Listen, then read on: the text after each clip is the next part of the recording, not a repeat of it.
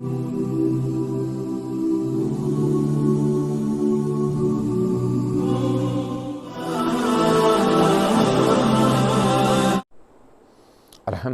رب العالمین والصلاۃ والسلام علی سید الانبیاء والمرسلین وعلی آلہ واصحابہ اجمعین۔ برادران اسلام، السلام علیکم ورحمۃ اللہ وبرکاتہ۔ پچھلے سبق میں رب کائنات کی طرف سے آدم علیہ السلام کا تذکرہ چل رہا تھا، بحیثیت آدم علیہ السلام نہیں بلکہ بحیثیت خلیفہ، اپنے رب کا نائب، اپنے رب کا خلیفہ۔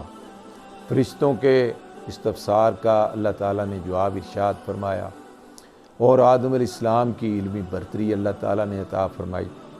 جب انہوں نے اس برتری کو تسلیم کر لیا تو اب رب کائنات نے آدم علیہ السلام کی اس برتری کو مزید واضح فرمایا، اور وہ کس انداز میں، یہ آج کی آیات کا موضوع ہے۔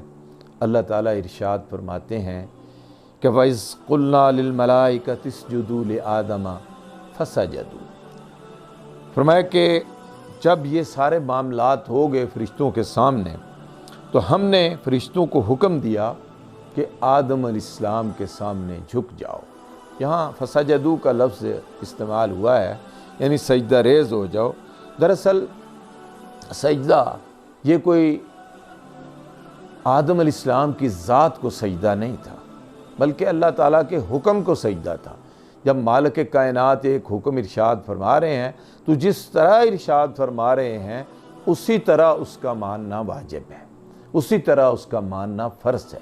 فرشتے چونکہ بے اختیار مخلوق ہیں، معصوم عن الخطا ہیں، انہوں نے بلا چون و چرا اپنے رب کے اس حکم کو مانا اور ارشاد فرمایا کہ فسجد، وہ سب جھک گئے، سجدہ ریز ہو گئے اپنے مالک کے حکم پر، لیکن الا ابلیس، ابلیس نے انکار کر دیا۔ ابلیس کیا ہے؟ ابلیس شیطان ہے، مردود ہے، اور یہ اصل میں اس کا جو لغوی ترجمہ ہے وہ ہے انتہائی مایوس۔ ابلیس جنوں میں سے تھا، اور مختلف روایات ہیں کہ یہ عبادت کرتا کرتا فرشتوں تک پہنچ گیا اپنی حیت کے اعتبار سے، لیکن اس کے اندر مالک کائنات نے جو اختیار کی طاقت و قوت تھی یہ اس کو استعمال کر سکتا تھا۔ فرشتے جو ہے ان کے پاس اختیار کی طاقت نہیں تھی، یہ بااختیار تھا۔ اللہ تعالیٰ نے جب تمام فرشتوں کو حکم دیا تو یہ بھی ان میں شامل تھا، حالانکہ یہ فرشتہ نہیں تھا، لیکن اس نے انکار کر دیا۔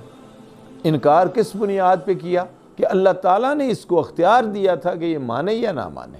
یہی اختیار انسان کو دیا گیا ہے کہ زمین کے اندر نیابت اور خلافت تو دے دی گئی ہے، لیکن یہ مانے یا نہ مانے یہ اختیار اس کے پاس موجود ہے۔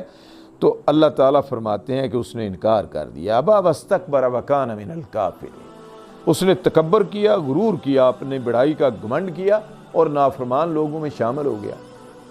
اللہ تعالیٰ سورہ اعراف میں فرماتے ہیں کہ اس سے پوچھا گیا، اور بھی مقامات پہ یہ بات ارشاد فرمائی گئی ہے کہ اللہ تعالیٰ نے ابلیس سے پوچھا کہ تم نے کیوں انکار کیا؟